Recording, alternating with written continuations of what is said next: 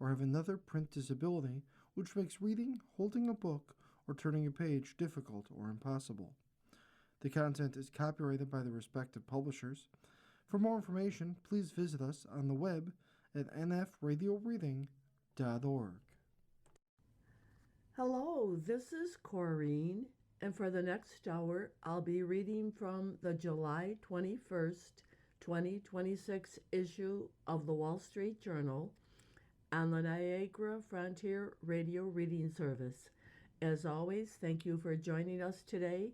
The highlights under business and finance are: a federal judge in California granted a temporary restraining order prohibiting Paramount and Warner Brothers Discovery from closing an $81 billion merger deal. Electric vehicle maker Polestar confirmed that it won't appeal a national security motivated Commerce Department ban on selling new models in the U.S. In the wake of the 2026 World Cup, the most popular ever, FIFA, is planning to cash in on media rights for the 2030 and 2034 tournaments. A chip stock rebound lost steam, helping to pull down the S&P 500 and Dow by 0.2% and 0.6% respectively, and the NASDAQ by less than 0.1%. An index of U.S. leading economic indicators edged lower last month as consumer spending weakened. Icon Enterprises struck a deal to sell auto service chain Pep Boys to private equity-owned Mavis Tire Express Services for about $700 million. BlackRock is leading a debt sale targeting at least $12 billion for its massive new El Paso data center project backed by Meta Platforms. Ryanair posted a drop in fiscal first quarter profit, hit by lower fares and higher jet fuel cost. Domino's Pizza reported higher profit and revenue for the second quarter, but same-store sales growth slowed. The EU's executive arm fined Alibaba's AliExpress the equivalent of $629.2 million, the largest penalty handed to a company under the Blocks Digital Services Act. Startup Neo was launched with $100 million in funding as investors pour cash into AI ventures led by veteran cybersecurity executives. Now for the key articles under the worldwide section.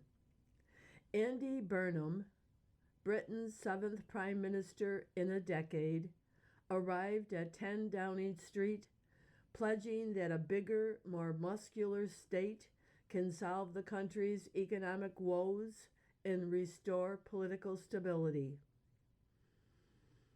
Israeli intelligence believes Iran moved thousands of uranium-enriched centrifuges into tunnels deep beneath a mountain last fall, heightening concerns that Tehran could reconstitute its nuclear program.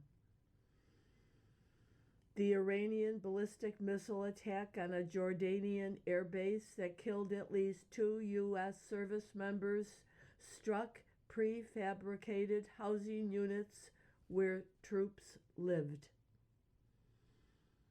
Lockheed Martin said it would field a new and cheaper model of Patriot missile that could be deployed faster as global stockpiles of sophisticated interceptors dwindle. Trump will impose an additional 50% tariff on certain goods from Canada, including wine, hockey sticks, and cement, with the White House saying the duties were a response to discriminatory treatment of American products. Ismael El Mayo Zambada was sentenced to life in prison for his role as a top leader of the Sinaloa cartel drug syndicate he ran alongside Joaquin El Chapo Guzman. The FDA walked back an earlier statement that a sample of lettuce from Taylor Farms tested positive for the parasite Cyclospora. The American Heart Association said that up to 5 cups of coffee a day are safe for most adults and may benefit cardiac health. The jet given by Qatar that Trump is using as Air Force One will get an update this fall, idling the plane for roughly a month. The picture on today's front page is of a man standing with a very pensive look on his face. And that caption reads, Andy Burnham, the UK's new Prime Minister, said he wants to devolve power from London to the regions. And below that picture are 6 photos of previous Prime Ministers, starting with Keir Starmer, 2024 to 2026, Rishi Sunak, 2022 to 2024, Liz Truss, September to October 2022, Boris Johnson, 2019 to 2022, Theresa May, 2016 to 2019, and David Cameron, 2010 to 2016. The article, Burnham becomes UK's 7th leader in decade, by Max Colchester, London. Andy Burnham, the UK's 7th Prime Minister in a decade, arrived Monday at 10 Downing Street, pledging that a bigger, more muscular state can solve the country's economic woes and restore political stability. Standing in front of the Prime Minister's official residence, Burnham said he was acutely aware the UK had been cycling through leaders at an unprecedented rate. It requires my generation of politicians to raise our game and rise to the new challenge, he said. Britain needs to show the world that we can regain our stability once again. The 56-year-old painted a broad brush vision for the country, where a more interventionist state would roll back what he called 40 years of neoliberalism. Burnham wants to devolve power from London to the regions.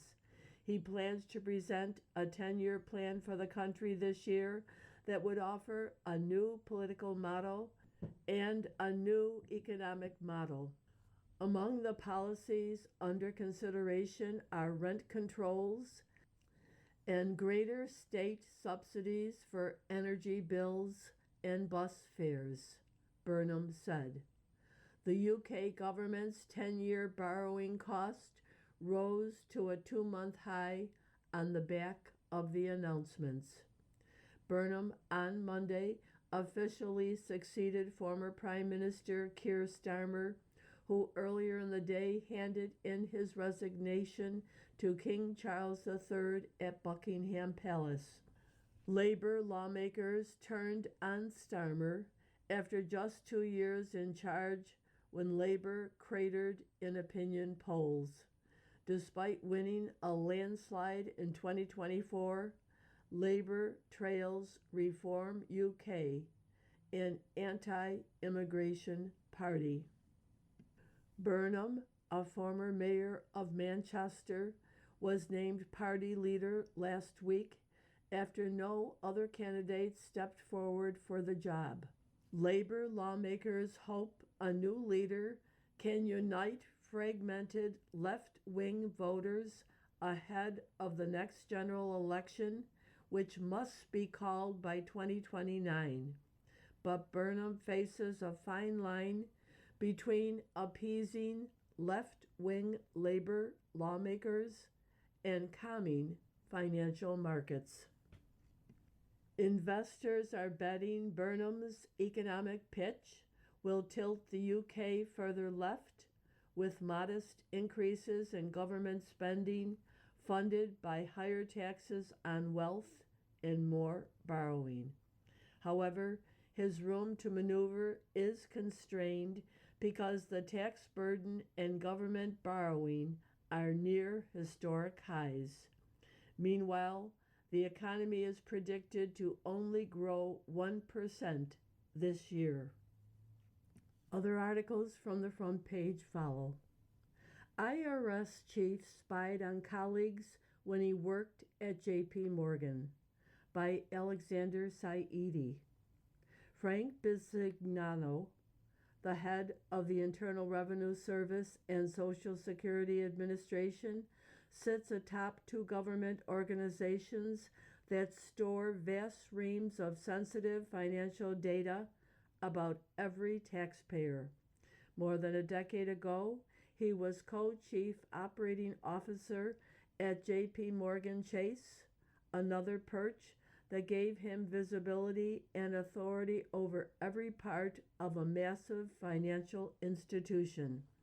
At the bank, people familiar with the matter said he spied on fellow executives, using his authority over the security department and position to access sensitive information and internal communications without an apparent business justification.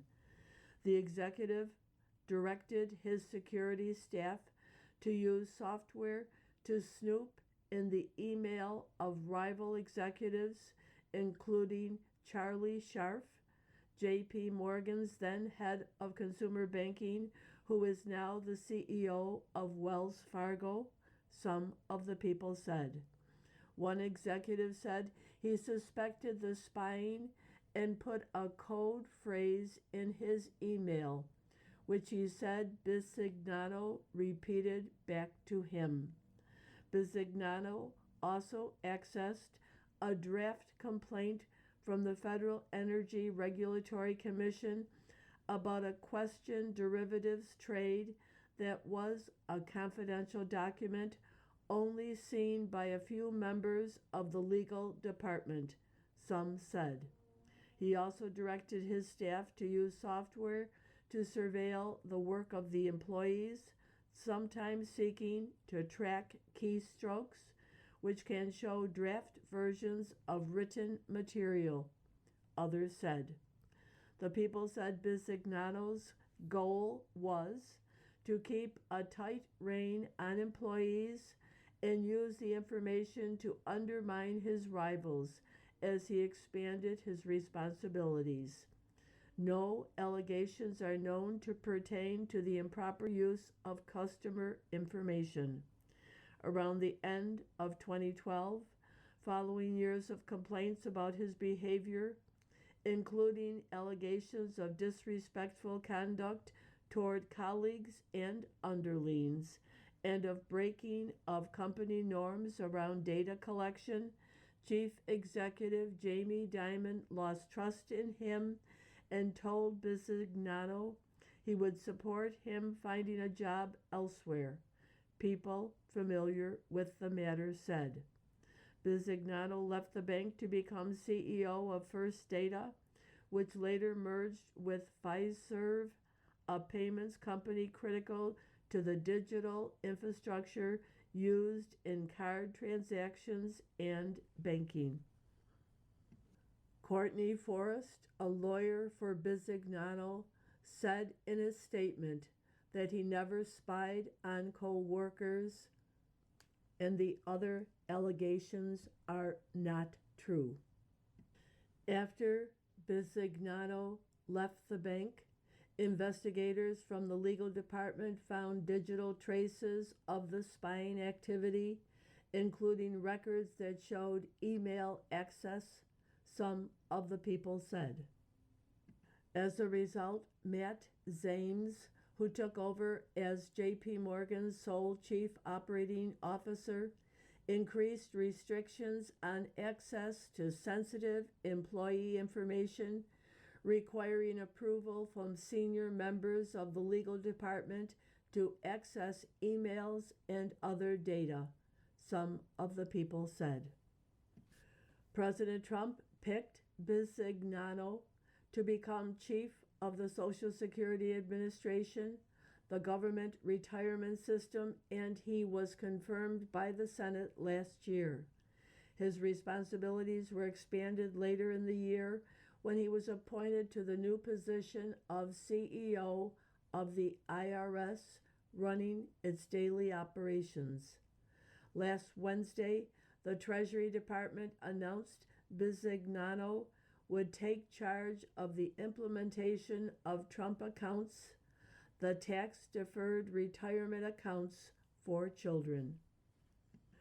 At the Social Security Association and the IRS, his challenges include modernizing the systems that power the nation's biggest benefit agency and tax collection authority, both of which still rely on technology that is more than 20 years old.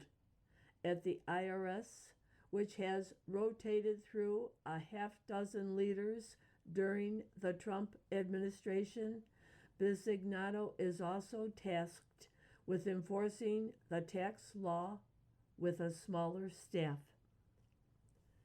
You are listening to a reading of articles and features from the Wall Street Journal on the Niagara Frontier Radio Reading Service. Israel tells U.S. that Iran moved centrifuges to tunnels. The complex is estimated to reach 300 to 450 feet under solid rock. By Lawrence Norman in Berlin, Anat Peled in Tel Aviv, and Alexander Ward in Washington. Israeli intelligence believes Iran moved thousands of uranium-enriched centrifuges into tunnels deep inside a mountain last fall, Israeli and U.S. officials said, a development that would heighten concerns that Tehran could reconstitute its nuclear program. Israel has passed along the intelligence findings to the U.S., saying the centrifuges were transferred to the Pix-X mountain site last fall after a 12-day war in June in which U.S. and Israeli strikes pummeled Iran's 3 main nuclear sites. As Israel's war aims have increasingly diverged from the U.S.'s, Prime Minister Benjamin Netanyahu has tried to persuade President Trump to resume all-out attacks on Iran to further set back Tehran's weapons program and rebuilding effort. The U.S. has stepped up attacks in the past 10 days, and Trump said the U.S. was prepared to attack Pix-X Mountain. Pix-X is a possible target for a nice big fat shot, Trump, a Republican, told conservative podcaster Hugh Hewitt on July 13th. It was the first time he has explicitly talked about Pix-X as a target, although he has previously mentioned an Iranian underground location buried in granite. Known as Mount Kolang in Iran, Pix-X has been under surveillance by the U.S. and Israel for years, but what little is known about Iran's activities at the site, suggest it would present challenges to any airstrikes. Located near one of Iran's main nuclear installations, Pixax was commissioned as an underground replacement for an Iranian centrifuge assembly facility that was badly damaged after a 2020 explosion, which might have been an act of sabotage. Activity has continued there steadily for the past 15 months with truck traffic, tunnel reinforcements, and a security perimeter springing up, said the Institute for Science and International Security, a think tank on nuclear and non-proliferation issues. There was also work around an older tunnel network that dates from 2007, which Iran has since sealed up. It is plausible that Iran moved centrifuges into the tunnels in Pixac, said David Albright, the Institute's president. Experts estimate that the subterranean complex reaches 300 to 400 feet deep beneath solid rock, with enough room to accommodate several nuclear-related facilities. Chinese AI models raise alarm in the U.S. Critics say U.S. tech firms overplay risk to stifle Chinese competition. By Amrith Ramkumar and Tina Lee. Silicon Valley and Washington are debating a multi-billion-dollar question. Should U.S. companies be able to use Chinese artificial intelligence models? OpenAI and Anthropic executives are sounding the alarm about the rise of cheap AI, particularly powerful new models produced in China, suggesting they will lead to a dystopian AI future and present unacceptable security risks without regulation. Some analysts who study the AI industry said the two companies, which are preparing for public listings in the next year, just want to eliminate the competition. The emergence of highly capable, open, autonomous AI systems, including Moonshot AI Kimi's K3 model and Alibaba's Qwen 3.8 Max, which were released in recent days and viewed favorably by investors and users, has turned the AI race on its head once again. Kimi K3 also was competitive with U.S. models on some benchmarks.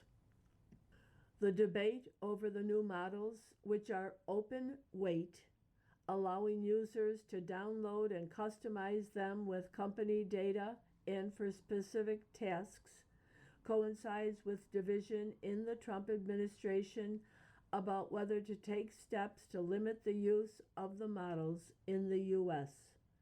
One probable outcome of an open weight model dominant world is full AI communism, which is precisely what China proposes, rather than a market product. AI is a public good which will ultimately be provided by the state as a kind of digital public infrastructure.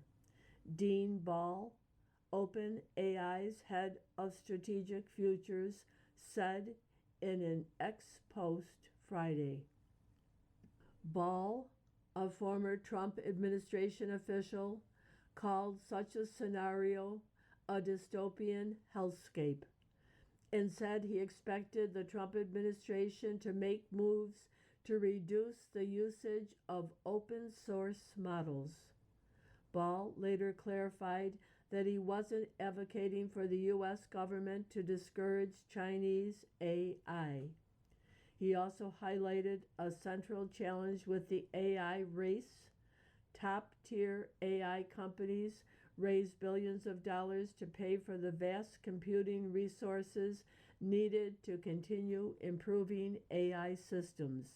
If everyone uses AI systems that people largely don't pay for, there would be no way to finance continued frontier AI development.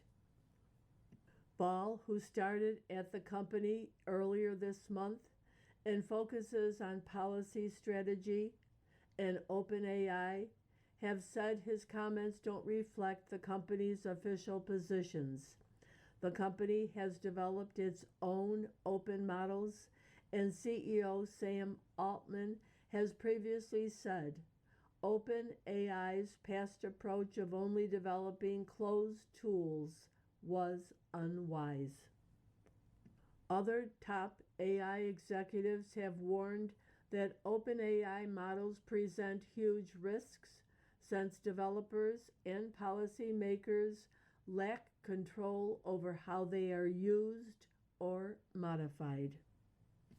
Leaving the front page, Lockheed plans cheaper Patriot.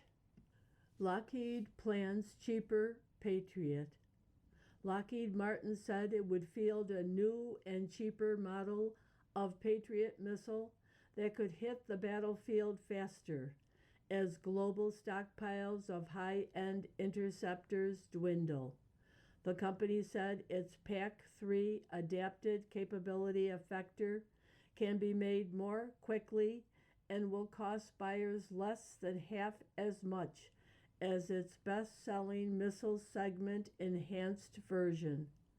Recent Army budget documents show MSE interceptors cost more than $4 million a round. Lockheed said the new Patriot design can thwart an array of attacks from cruise missiles to close-range and short-range ballistic missiles. It didn't disclose its expected performance against the class of longer-range ballistic weapons that Russia has hurled at Ukraine to devastating effect. U.S. Army officials this year launched a competition to develop a lower-cost interceptor, and that was from Drew Fitzgerald. Pentagon steers contracts into startups. Venture-backed firms and old-school contractors benefit from higher spending. By Heather Somerville. Since taking the top job at the Pentagon, Defense Secretary Pete Hegseth has rewritten rules and upended traditions that had for decades steered how the U.S. military buys weapons. More than a year into his tenure, he is keeping his promise to shower money on high-tech defense startups, while also unloading ever larger sums of cash on the traditional vendors he has publicly disparaged as slow and bloated. Venture capitalists and startup founders have been salivating at what they hope is a true defense reformation that hands power and billions of dollars to defense tech startups that have been excluded from the inner circle of weapons procurement. For a great time at Disneyland, choose a designated scroller. Avoiding endless lines requires one person in every group be glued to their phone. By Ben Fritz. Anaheim, California. Walt Disney designed Disneyland's Main Street USA to transport visitors out of the modern world into a fantasy packed with old-fashioned storefronts and barbershop quartets. Carrie, Bart, walked past it, all hunched over a twin stroller with her head buried in her phone. Many visitors miss the magic surrounding them in Disney parks these days. They're too busy doing what Bart was, using an app to book and revise ride reservations. The Colorado travel agent's 3 young children were very excited for the Haunted Mansion, so she used her phone to ensure that they could skip the line. At the same time, she was trying to prevent them from getting run over by a streetcar. Since Disney introduced lightning lanes in 2021, debate has raged over whether letting people pay for shorter waits is savvy crowd management or nickel and diming that divides people by income. Hacks to game the system have proliferated. One thing is certain: the headaches and the benefits of modern technology have invaded the happiest place on earth. To have the best experience at Disneyland now, at least one person in every party needs to be the theme park equivalent of a designated driver. The person tasked with making the Lightning Lane reservations for a group is going to have a very different day, said Jessica Gardner, an influencer known as the Theme Parkette. You're not going to turn a corner and have that unexpected magical experience. During a recent visit to Disneyland, most people I talked to were using Lightning Lane Multiple Pass, which costs $30 to $40 per person and comes with a host of restrictions. You are listening to a reading of articles and features from the Wall Street Journal on the Niagara Frontier Radio Reading Service. From the editorial page, How a Veterans Reform Blew Up. Entitlements become harder to reform as they grow and develop more entrenched constituencies. An unfortunate example came Thursday when House Speaker Mike Johnson was forced to pull a vote on a bill that would help veterans while cracking down on abuse and disability payments. Defense Secretary Pete Hegseth has spoken about his difficulties reintegrating into society after combat and the disconnection many veterans feel. The Take Care of America's Veterans Act includes some 60 bipartisan provisions that aim to help veterans better transition into civilian life and the workforce. The bill would expand telehealth options and suicide prevention programs. It would pay for a year of housing for veterans who enroll in apprenticeships and create portable occupational licenses after they are honorably discharged, so they and their spouse don't have to get re-licensed in a new state if they move.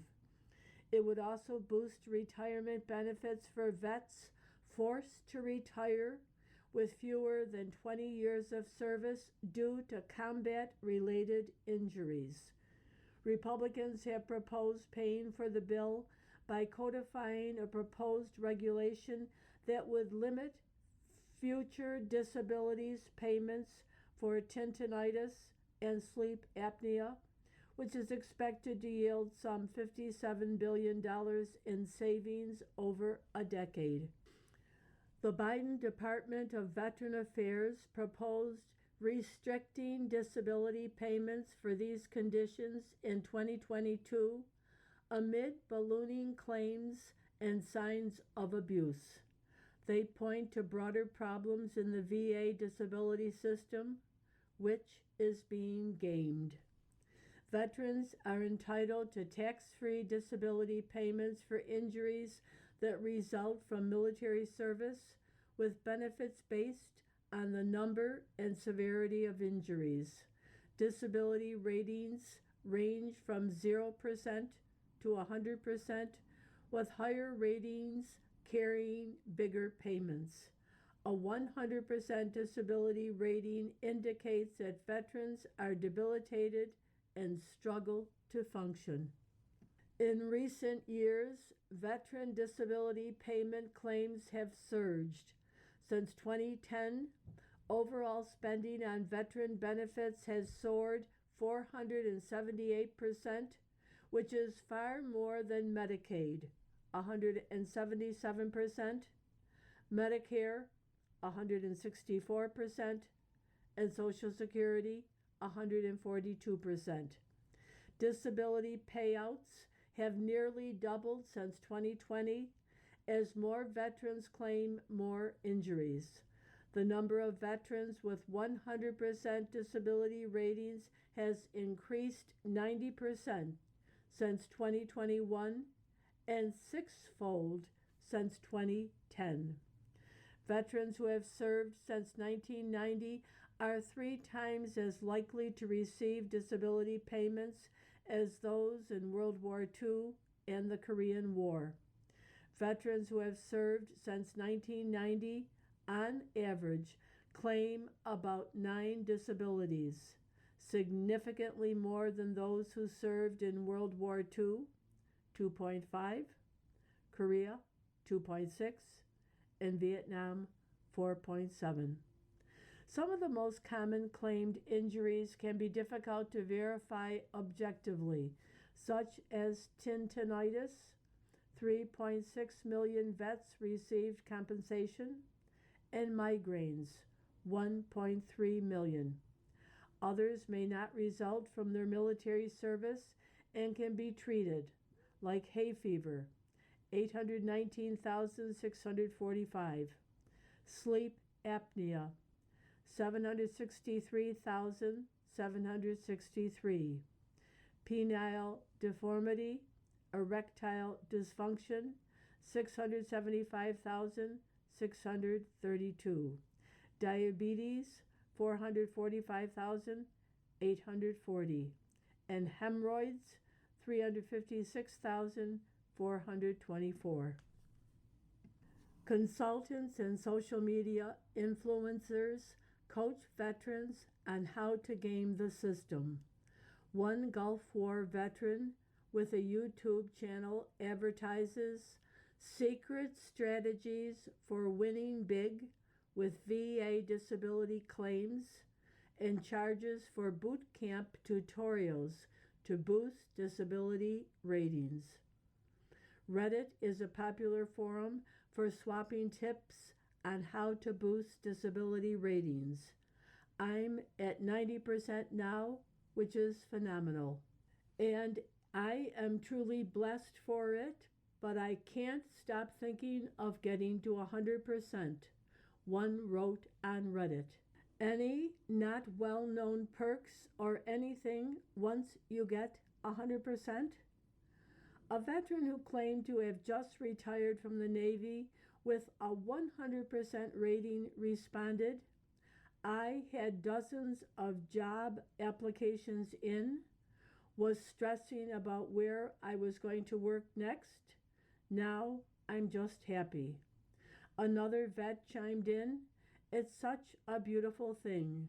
We get to do nothing if we want to. Graham Plattner, the former Maine Senate candidate who received a 100% disability rating, advised fellow vets on Reddit how to boost their payments. Veterans deserve to get treatment and payment for injuries while serving their country. The danger is that government dependency is becoming a way of life for some. As disability payments have soared, labor participation among working age veterans has plunged, while the overall labor participation rate among 25 to 54-year-olds has increased 0.5 percentage points over the last 2 decades. It has declined 8.4 percentage points among vets who have served since September 2001. Enter the House bill, which would help veterans re-enter the workforce. However, Democrats and some veteran groups groused about the limits on disability payments for sleep apnea and tendinitis. Democrats said the bill's benefit enhancements should be paid for by taking money from defense. Republicans folded because they didn't want to be accused of cutting benefits for veterans, and thus blew up a bill that would help veterans. America's ballooning entitlements, including veteran disability payments, are crowding out military spending. That's a recipe for less combat ready force and more injured veterans. From the opinion pages, Trump to China, deal me in. Did America get anything in return for the huge concession it made to Beijing? By William McGurn. Donald Trump put his reputation as a negotiator on the line with China last week. How it turns out will determine whether he is the deal maker he says he is, or just another Westerner who thought he could best China, only to find he's been played. China's Commerce Ministry announced Friday that it welcomed Mr. Trump's decision not to renew an emergency order he issued in 2020 that imposed sanctions on 9 officials from Hong Kong and the mainland. It's confusing because U.S. sanctions on 39 other Hong Kong and mainland officials imposed by other laws remain unaffected. The latter list includes Hong Kong's top man, Chief Executive John Lee. Some see the relief as a kowtow to China because it isn't clear Mr. Trump got anything in return. The subservient Hong Kong government described the move as a positive shift in U.S. policy. Even for those of us who are skeptical about the efficacy of sanctions, it's a huge concession to China. Because Hong Kong is a world trade and financial center, adding to the marginal cost of doing business is more keenly felt there than in larger but less competitive economies. Count Mark Clifford, a skeptic of the move. Mr. Clifford is a former business associate of imprisoned newsman Jimmy Lai and author of A Lai Biography, The Troublemaker. Mr. Clifford runs the Committee for Freedom in Hong Kong Foundation, and he doesn't like what he sees. The move represents a significant softening of the Trump administration's stance toward China, Mr. Clifford says, coming in the same week as the arrest of more Hong Kong booksellers. Removing these sanctions is a slap in the face for the people in Hong Kong still clinging to their freedoms. He continues, unless the Chinese have made concessions we don't know about, it is impossible to see how this retreat serves U.S. interest or those of the Hong Kong people. In fairness, Mr. Trump succeeded in pressing China to free a jailed Christian pastor, Ezra Jin, whose children are U.S. citizens. Mr. Trump has also met in the Oval Office with Mr. Lai's son, Sebastian, and his administration continues to make the case for releasing the 78-year-old Mr. Lai. Given the special loathing Mr. Xi and China's communist leadership have for Mr. Lai, it's a big ask. But in late 2024, little more than a week before the presidential election, when radio host Hugh Hewitt asked Mr. Trump if he would get Mr. Lai out of prison, he was unequivocal, 100% yes. I'll get him out. He'll be easy to get out. Clearly, that's proving more difficult than Mr. Trump anticipated.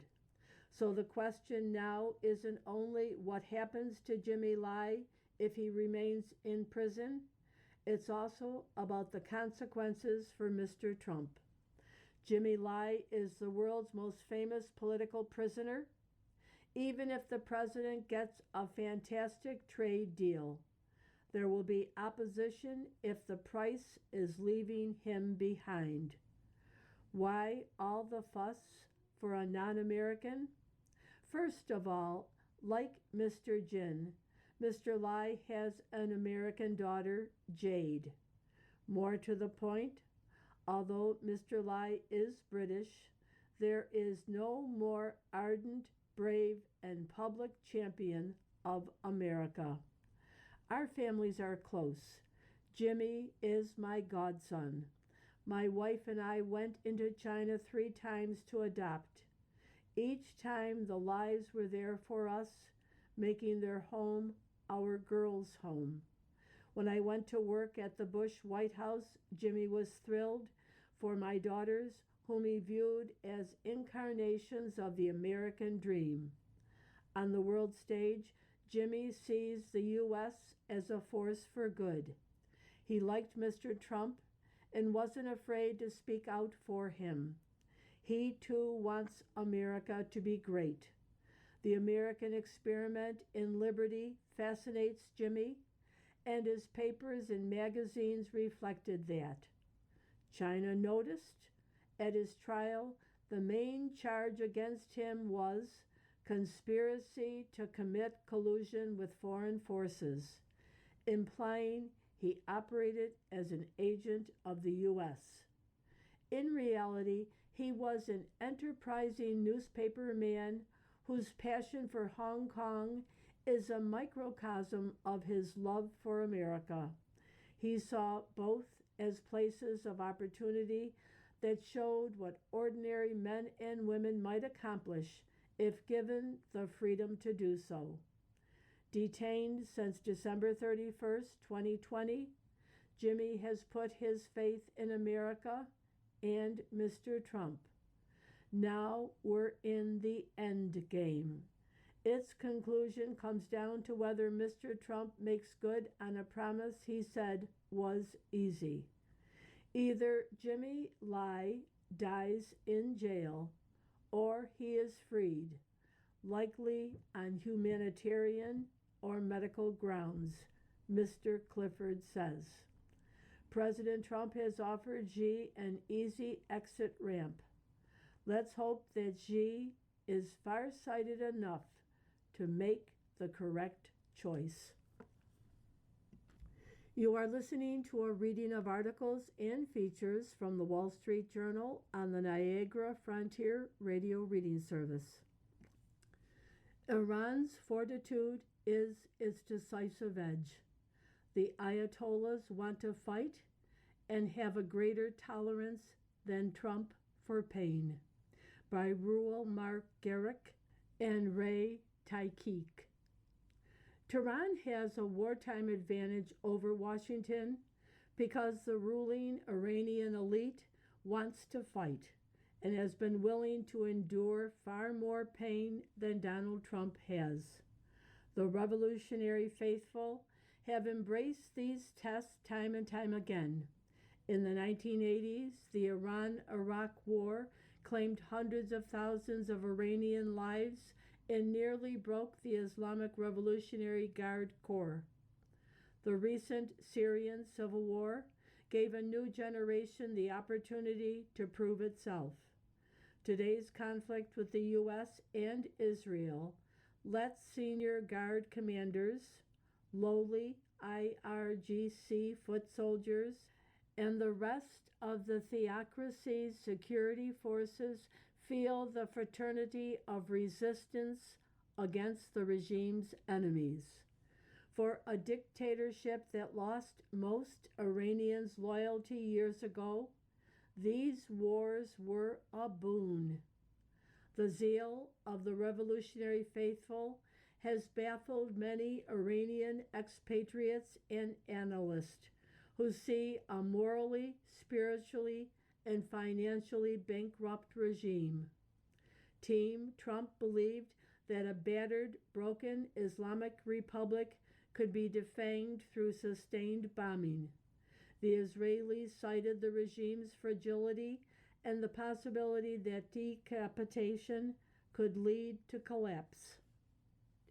When the crack-up didn't happen, the war's disappointments led some in the Trump administration to entertain the illusions that once guided the Americans' left engagement with the theocracy. Vice President J.D. Vance, the administration's point man on talks with Iran, returned from his encounter and said, "You talk about hardliners and moderates? What's fascinating to me about their system is that we're seeing even people that I would have assumed are hardliners who are kind of saying, you know what? Maybe it was a mistake for us to do the things that we've done over the last 40 years. Maybe we should turn over a new leaf in the relationship with the United States of America. Even John Kerry would have known better." Mr. Vance's counterparts, Mohammed Badger Ghalibaf, the Speaker of Parliament and a former IRGC general, and Foreign Minister Abbas Araghchi, long the IRGC's diplomat of choice, are revolutionaries ready to out-negotiate their enemies in person. They aren't encumbered by the conservative Shiite sentiment that sees Western infidels as untouchable. For nearly half a century, successive American presidents have viewed the Islamic Republic as a collection of competing factions with moderates and hardliners struggling for control. If Washington somehow pulled the right lever, the thinking went, it could produce a better Iran, where sensible Islamist light nationalists could gain power. Barack Obama's rationale for his nuclear deal was founded on this hoped-for triumph of Iranian pragmatists. Unfortunately for Mr. Trump, the Iranian regime isn't divided. It is probably more unified and determined than at any time since Saddam Hussein invaded in 1980. The bloodbath that ended the popular insurrection in January 2026 resulted from the brutality of Iranian security services and the unity of the ruling elite. There was no daylight among the Islamists in charge when it came to killing rebellious citizens. The regime has been clever as well as bloodthirsty. The most fervently religious have, at least for now, decided not to protest the new hijab light approach, which lets women uncover their heads without fear of beatings and imprisonment. Iran's leaders are betting, at least after the bloodshed in January, that this concession won't be a slippery slope. Since the U.S. began Operation Epic Fury in February, the Iranian regime has been clear about its intentions, especially regarding the Strait of Hormuz.